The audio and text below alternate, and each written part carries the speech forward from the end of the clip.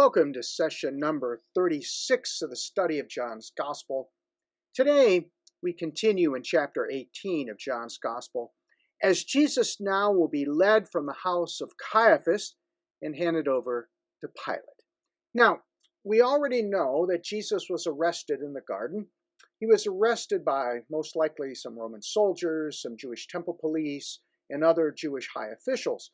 He was taken to Annas' house, who formerly was the high priest, but he was deposed as high priest in 15 AD. His son-in-law Caiaphas was now the high priest, and so Jesus was taken to Annas, finally to Caiaphas.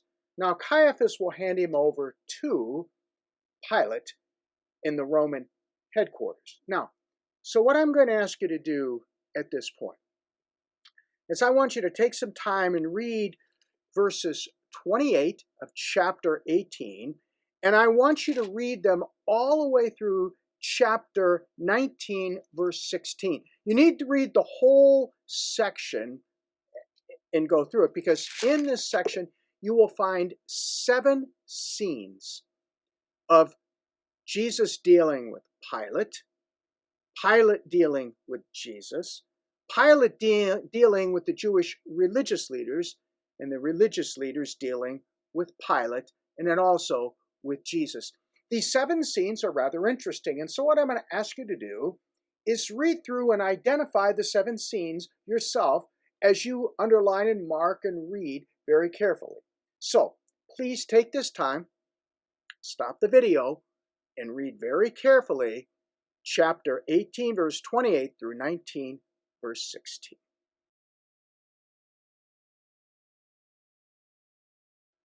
Well, I hope you read those verses, and I hope you identified the 7 scenes, as we now will work through them ourselves. But what are the 7 scenes? Well, first, the first scene is found in John 18:28 to 32.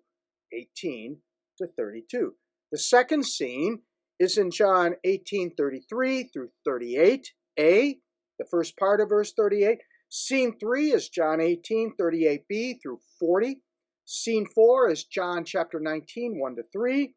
Scene 5 is John 19, 4 to 8. Scene 6 is John 19, 9 through 11. And scene 7 is John 19, 12 through 16. So now, those were the breakdown of the 7 scenes. What I'm going to do, and it'll appear on the video itself, is I'm going to list them for you. So for the next 30 seconds or so, you're going to see each one of the 7 scenes identified, and then we're going to go back and study it. And the first scene we're going to look at, of course, is scene number 1, John 18:28 to 32.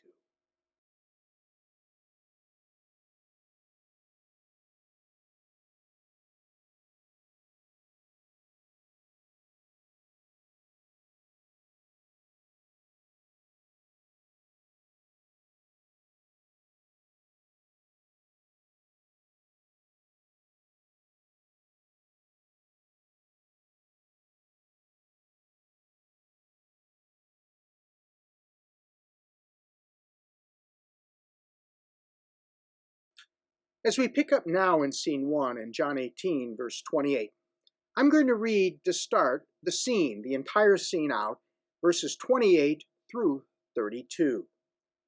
John writes, "Then they led Jesus from the house of Caiaphas to the governor's headquarters. It was early morning. They themselves did not enter the governor's headquarters so that they would not be defiled, but could eat the Passover. So Pilate went outside to them and said, 'What accusation do you bring against this man?'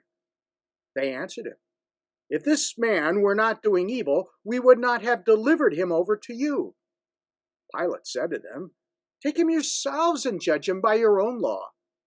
The Jews said to him, 'It's not lawful for us to put anyone to death.' This was to fulfill the word that Jesus had spoken, to show by what kind of death he was going to die." End of scene 1. So now, they take Jesus to the headquarters of Pilate. Caiaphas did, the men, the Jewish leaders take Jesus to Pilate's headquarters. Now look at what is very interesting there in verse number 28, middle of the verse. It says this: they themselves did not enter the governor's headquarters, so they would not be defiled, but could eat the Passover. You get the impression that John is giving you a little interesting twist here, that some sort of celebration was still going on, whether it was Friday after the Passover or the Passover was Thursday. There's some sort of little confusion in John's gospel when it actually took place. But whatever actually is happening, the religious Jews refused to go into Pilate's headquarters because they did not want to find themselves unclean, so they couldn't continue the celebration. If they were unclean, they would have to go through an entire ritual of cleansing, which many speculated took about a week long to do, and therefore they would be excluded from the celebration of the great Passover event, the great Sabbath, and so on.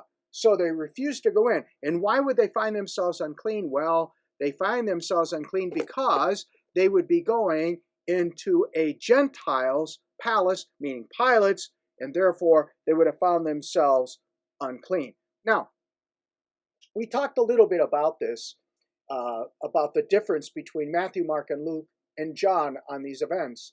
John seems to be telling us that Jesus now is arrested and will be crucified on the day of the preparation for the Passover, meaning when the Passover lambs were slaughtered at the temple and sacrificed. And so John is, I think, giving us a theological twist to this whole account of the very life of Jesus, what his death meant. His death was to replicate the sacrificial system where now finally sin will be dealt with, the devil will be dealt with, and then death finally will be dealt with itself. So now, they refuse to go in, the Jewish religious leaders. They bring Jesus to Pilate. Now, I like what Pilate says. What accusation do you bring against him? What's the charge? I want to know what the charge is. And their response is rather curious. Listen to what they say. If this man were not doing evil, we would not have delivered him over to you. That doesn't say anything, especially to Pilate. And so Pilate looks at them and says, okay, you take him and judge him by your own law if you find him doing something that is wrong. But their response is interesting. It tells you everything you need to know about their motives. They said it is not lawful for us to put anyone to death. The goal always was to have Jesus put to death. They knew they couldn't do it themselves because the Romans would forbid that. Their goal was to put him to death. Pilate now knows exactly what the goal of these Jewish religious leaders is. It is to have Jesus put to death by Pilate and the Roman government. But they didn't give Jesus a charge. Listen, I love what they said. When Pilate said, what accusation do you bring? They said, if this man were not doing evil, we would not have delivered him over to you. But the question is, what was the evil? What was the evil in their minds? Well, that could be answered in so many different ways. I honestly believe he wasn't the type of Messiah they were looking for. And so when he raised Lazarus from the dead in chapter 11, they couldn't tolerate this any longer because now the people were following Jesus. They were following, in their minds, the wrong type of Messiah. So their solution was to have Jesus put to death. So that was the charge they want Pilate to do, to put Jesus to death. So now, at this point, I want you to stop the video, and I want you to look at scene number 2. Scene number 2 takes us from John chapter 18, 33 to 38. 33 to 38.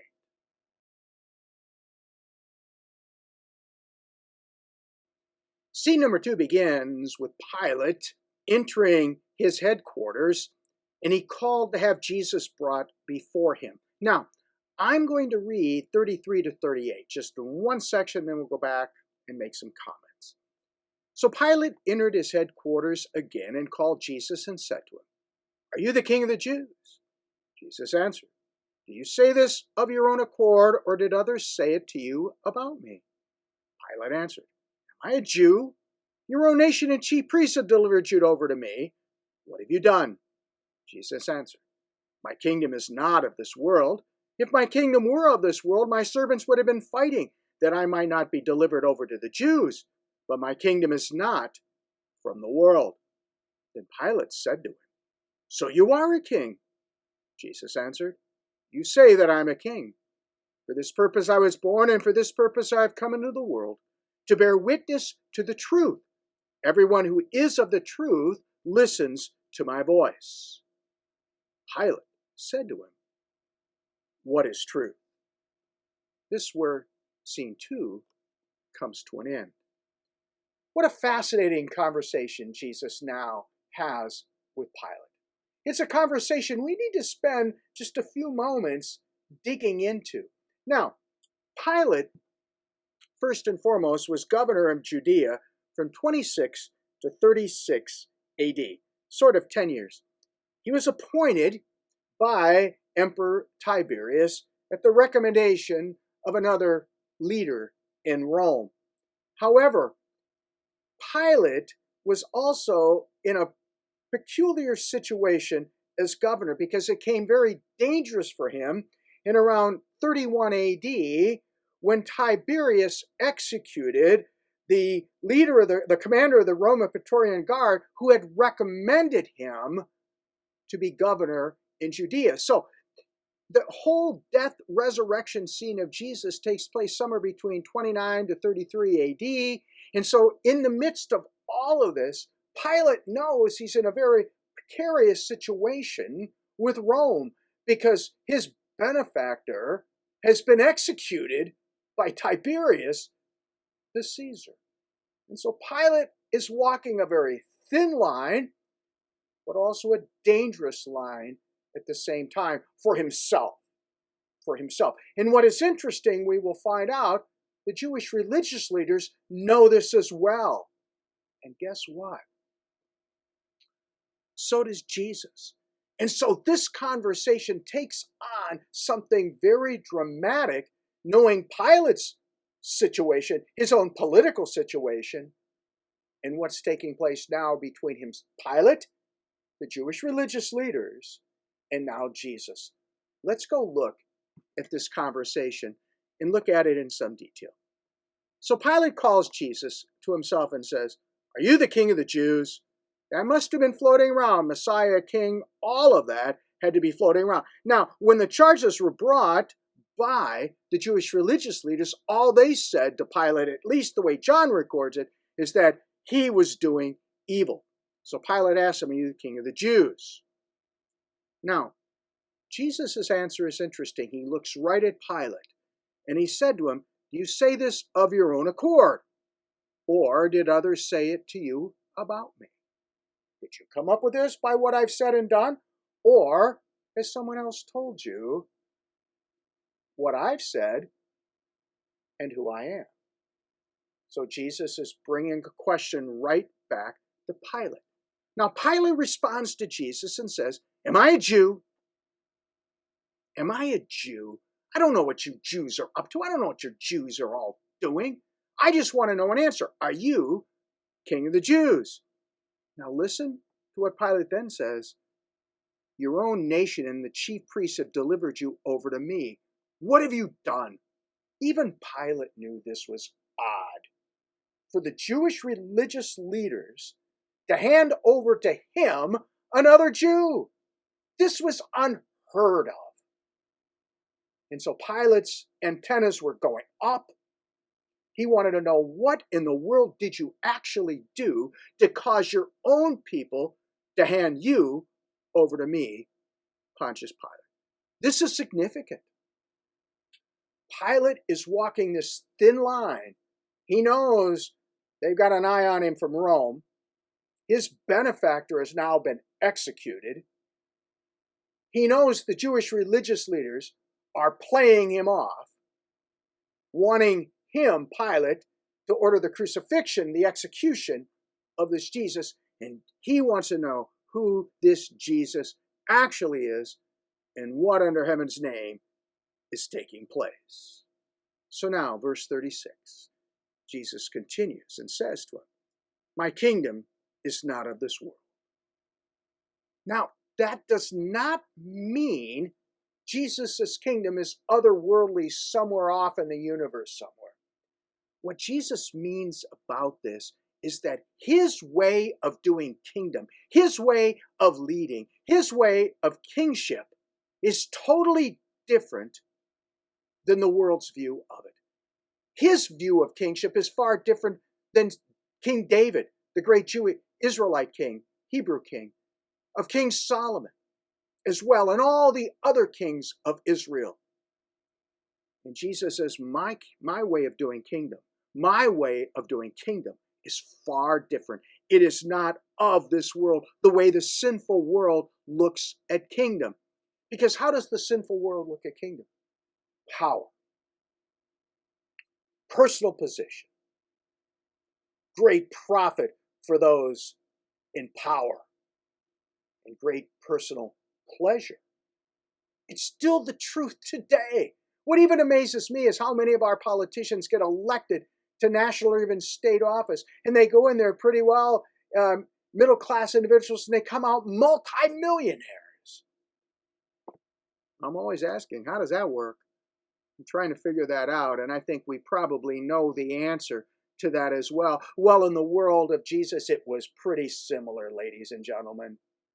And so now Jesus says, my kingdom is not of this world. And then Jesus goes on and says, if my kingdom were of this world, my servants would have been fighting that I might not have been handed over to the Jews. That's what Peter tried to do in the garden when he pulled his sword and cut off the Malchus's ear, remember? Jesus is saying, my kingdom's different. My kingdom is not based off of power, position, profit, and pleasure. My kingdom is based off of servanthood. My kingdom is based off of compassion. My kingdom is based off of mercy. My kingdom is based off of forgiveness, which is totally opposite of every and all kingdoms of this world. And then Jesus also then goes and says, my kingdom is not from the world. When Pilate heard this, there was a lot of confusion among Pilate. What's he talking about? Because Pilate only understood kingdom in one way: power, position, personal profit and pleasure, how all it affected him. And that's what he was worried about. What would Tiberius do to him? Because his benefactor now has been executed. Pilate could see it no other way. And I think that's still true today for so many who take on leadership positions throughout the world and even in our country. They only see it how it benefits them in their position. I know you might disagree, and that's perfectly acceptable, but I'll tell you, I see it that way, and I can't help but see it based on what Jesus is talking about here and how his kingdom is so different. Now, Pilate continues and says to him in verse 37, so you are a king? Because to Pilate, Jesus looked nothing like anything he saw would be would be a king. He couldn't see it. He couldn't understand it. He couldn't even grasp it. And you know what is fascinating and interesting? Neither could the Sanhedrin, the Jewish religious leaders, and neither could his disciples at this point grasp what Jesus had been teaching about kingdom and about Jesus being the Messianic king. Now, when Pilate said to him, so you are a king, Jesus answered by saying, you say that I'm a king?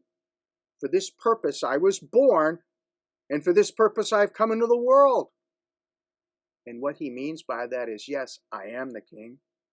For this purpose I came to bring the kingdom of God from heaven to earth, the way God always intended it to be.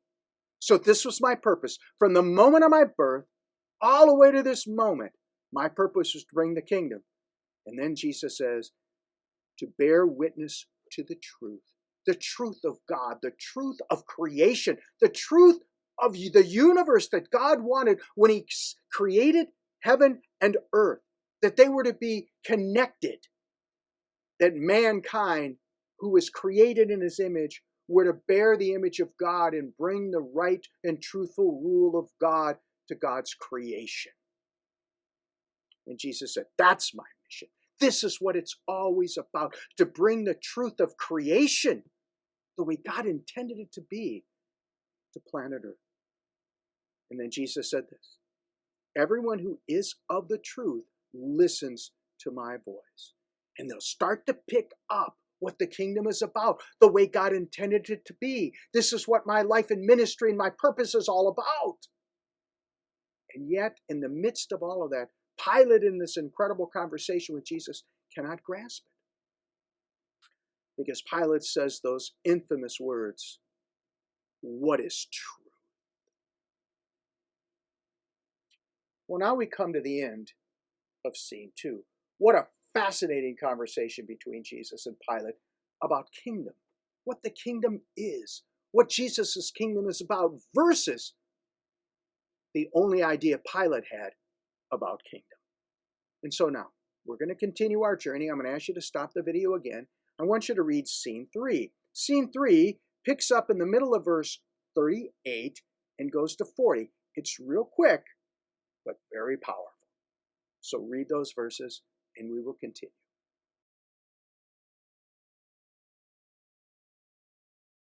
Well, after this conversation with Jesus about kingdom, Pilate now goes back outside to the Jewish religious leaders and begins a discussion with them.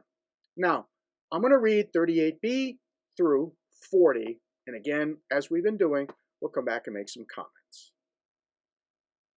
After he had said this, he, meaning Pilate, went back outside to the Jews and told them, I find no guilt in him, but you have a custom that I should release one man for you at the Passover. So do you want me to release to you the King of the Jews? They cried out again, not this man, but Barabbas. Now Barabbas was a robber, and there's even some translations that say he was an insurrectionist, and I actually believe insurrectionist is probably a better term. Terrorist would be another way to phrase it as well. So that now ends scene 3. So now, Pilate, after this conversation with Jesus, goes, I don't know what this guy's talking about, this kingdom he's talking about, he's the king of the Jews, whatever. But Pilate also smart enough to know there's nothing here. He knows that these Jewish religious leaders have something up their sleeve. And so he goes outside to them and he says, all right, he says, I find no guilt in him. And then he brings up a custom that appears to be in place. Now, there's been debate about this custom. We're not going to get into that debate, but it appears that during the time of Passover, this great festival, the Roman governors would release one Jewish prisoner in a show of good faith, if you will. So now Pilate goes out and says this in verse 39, but you have a custom that I should release one man for you at the Passover. So do you want me to release to you the King of the Jews? You want me to release this Jesus, King of the Jews? I'll release him to you because I find no guilt in him at all. But they cried out. Now, these are what the religious leaders, the political leaders, the economic leaders of Israel that are all there, the Sanhedrin amongst others, they cry out and they say, not this man, but Barabbas. I want to stop there for a moment. Throughout the text, Jesus has been called the Son of God. Would you agree? The Son of God. He's the Son of the Father. He kept talking about throughout his gospel that what? He and the Father are one. There was a connection between himself and his Father. We've been through that numerous times through numerous sessions. So now, the religious leaders knew what he had talked about.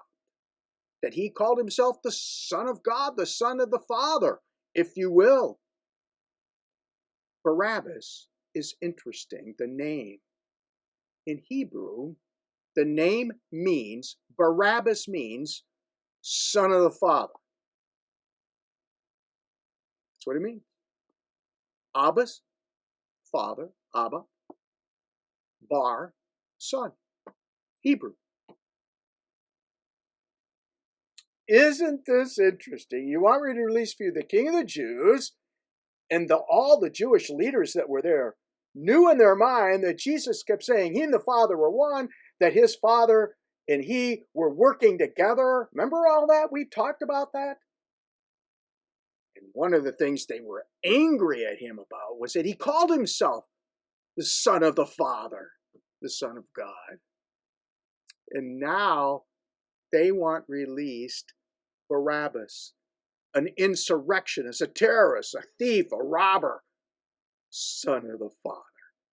And really the issue that stood before them and was always there, which Son of the Father do you want? The one who claims to be King of the Jews, or the one who is an insurrectionist? The one who wants the violent overthrow of Rome? Isn't that just juicy? I'm serious. I think that's just one of the most fascinating little sections of the Passion narrative. As the Jewish standing there, Pilate looks right at him and says, basically, Pilate is saying in his own interesting way, which Son of the Father do you want? The king who talks about this servant king, whatever that is, or the insurrectionist, the one who claims to be the Son of the Father as well? Which one do you want? And we see that they cry out for the insurrectionist. And I think that's what most people would have cried out for, or would cry out for even today. The military leader, the one who stands in protest. Think about it for a while. Think about what's taking place. Go back now and read, if you will, those verses again. And then let's dive into chapter 19, into scene 4. Chapter 19, 1 to 3. We'll make a few comments. And that's probably where we will end this session. And so, prepare now as you read chapter 19, 1 to 3.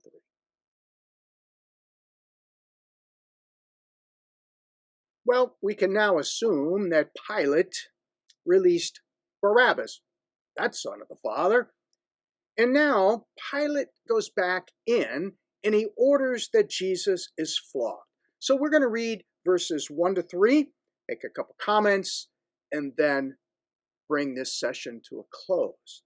Then Pilate took Jesus and flogged him. Verse 2, and the soldiers twisted together a crown of thorns and put it on his head and arrayed him in a purple robe. They came up to him saying, "Hail, King of the Jews!" and struck him with their hands. The end of scene 4. So, the Jews didn't want the King of the Jews released, so the Romans are going to have a little fun with him. What do? Pilate had him flogged, beaten. Then they twisted a crown of thorns and put it on his head and arrayed him in a purple robe, and they mocked him, called him, "Hail, King of the Jews." And you know what's interesting about that? In the midst of their mocking, they were 100% correct who he was and is. And so now, there's his crown. It's not the royal crown, but it is the crown of thorns. Because that's the only way sin, power of death, the evil of the devil is going to be dealt with by the servant king who will receive his crown, which is a crown of thorns, arrayed in a purple robe. So, this is where we're going to stop in session number 36.